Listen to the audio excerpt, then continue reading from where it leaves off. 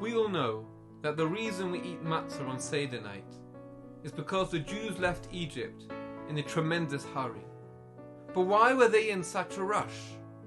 The 400 years of the decreed exile was now over. And didn't they know, like every child does today, that there were to be 10 plagues in Egypt, after which Pharaoh will let the people go? So when that 10th plague came, why weren't the Jews ready and waiting to leave? Why was it all so last minute and all such a rush? Rav Soloveitchik writes that the truth is that they didn't know there was to be 10 plagues.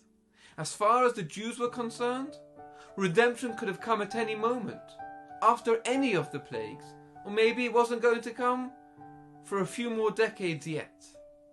So when that 10th plague did come, and with it the redemption, it was a genuine surprise. The revelation of God on that very first Seder night in Egypt, and the redemption the next morning, came as a total shock to the system. They were really in a rush. They genuinely weren't expecting to leave that morning. We believe, as the Gemara teaches us, Yeshuas Hashem keheref ayin. God can bring a redemption like the blink of an eye. Modern man likes to think in the terms of a roadmap out of a pandemic, or a peace plan, or a long-term economic forecast. Yes, we do admit that tragedy can strike at any moment. But we also seem to think that good things only come after waiting a while. Pesach tells us that this isn't the case. Even the greatest of redemptions could come as the greatest of surprises.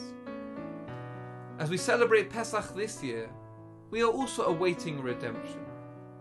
We are awaiting a redemption from the terrible pandemic we've been living with.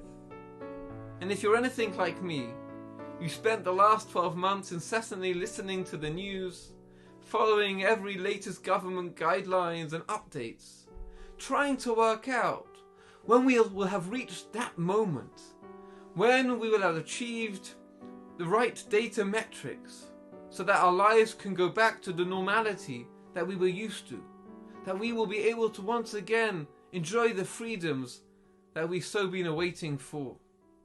But that is not how redemption works. There isn't a golden 10th plague we just have to wait for, and then everything will be okay. Redemption, as we see from the Egyptian experience, can come when we're least expecting it, at any moment. It doesn't necessarily follow a set out plan. And the truth is, redemption doesn't have to come all at once either. We are familiar with the explanation that we drink the 4 cups of wine on Seder night to correspond to the 4 expressions of redemption that the Torah uses. The Talmud Yerushalmi has a slightly different take. The 4 cups don't correspond to the 4 expressions of redemption, but rather the 4 redemptions. Because the redemption from Egypt took place in stages. First, there was a lessening of the servitude.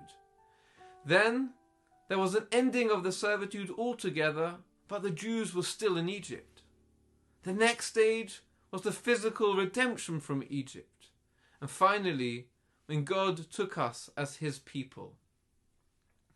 We drink 4 cups of wine for the 4 stages of redemption, to demonstrate that each point along the path to freedom requires and demands its own celebration.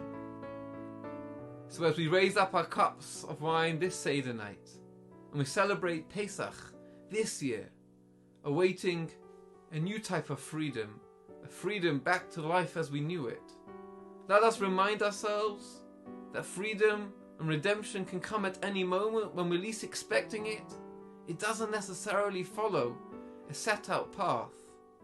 And let us also remember that each and every stage along the path to that freedom is worth celebrating, savouring and recognizing. Wishing you a happy and healthy Pesach.